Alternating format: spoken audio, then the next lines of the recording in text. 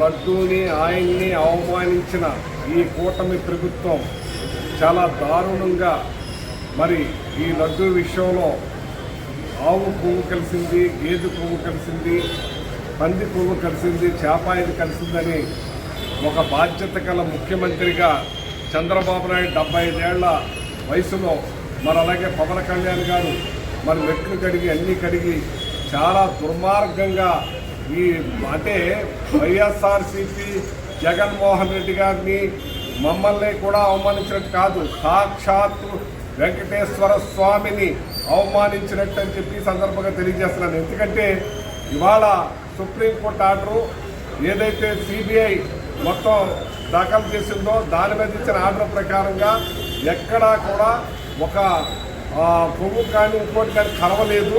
ఇది కావాలని దుర్మార్గంగా మరి తిట్టవేశారనేది ఇప్పుడు బట్టబయలైంది. ఇవాళ తెలుగుదేశం వాళ్ళందరూ కూడా ఇవాళ చాలా కులంలో తిరుగుతున్నారు. క్షమించమని, మా పాపాన్ని కడిగేయమని చెప్పి ఈ రాష్ట్రంలో ఏ గుడికెళ్ళినా వాళ్ళు చేసిన దుర్మార్గం, వాళ్ళు చేసిన అపఖ్యాతి, వాళ్ళు చేసిన అపచారానికి ఇవాళ ఒళ్ళు చుట్టూ తిరుగుతున్నారని చెప్పి సందర్భంగా తెలియజేస్తున్నాం. ఇదే తణుకు పట్టణంలో ఇదే ఆర్ఎస్ఎస్ కానీ, ఇదే మన సనాతన ధర్మం కానీ, ఇదే బీజేపీ వాళ్ళు కానీ ఇక్కడ గోవుల్ని ఎద్దుల్ని దారుణంగా కట్ చేస్తూ ఉన్నారు.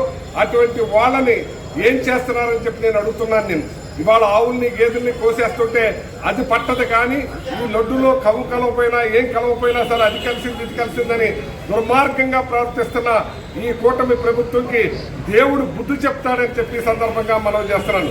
ఎందుకంటే చాలా దారుణంగా ఘోరంగా ఎందుకంటే ఆ దేవదేవుడు ఎన్నో వేల సంవత్సరాల నుంచి ఆ దేవుడు మరి వెంకటేశ్వర స్వామి కలిగే దైవాన్ని ప్రపంచమంతా కూడా ఎంతో భక్తి శ్రద్ధలతో పాటిస్తారు. అటువంటి ప్రసాదాన్ని చాలా గౌరవంగా తింటారు. అటువంటి దాంట్లో ఇలాంటి కలిసినేని చెప్పడం చాలా దారుణం అని చెప్పి దేవుడు శిక్షిస్తాడని చెప్పి సందర్భంగా తెలియజేస్తున్నాను. మీకు చిత్తశుద్ధి ఉంటే గుళ్ళు చుట్టూ తిరగడం కాదు, ఇక్కడ ఆవుల్ని గేదెల్ని కోస్తున్న దాన్ని ఆపండి, దాని మీద మీరు తెలియజేయండి. అంతేకాని మీరు చేసే పాపాలను కడుగుతానికి గుళ్ళు చుట్టూ తిరుగుతున్నారని చెప్పి సందర్భంగా తెలియజేస్తూ, భగవంతుడు మాత్రం క్షమించడు. భగవంతుడిని ఆడుకున్న వాళ్ళు ఎవరో కూడా ఊరికనే ఉండరు. ఆ భగవంతుడిని ఇప్పటికైనా సరే ప్రాయశ్చిత్తంగా మీరేం చేస్తారో చేయాలని చెప్పి కోరుతున్నాను. మరిన్ని వార్తా విశేషాల కోసం చూస్తూనే ఉండండి H1 news AP channel updates కోసం సబ్స్క్రైబ్ చేయండి.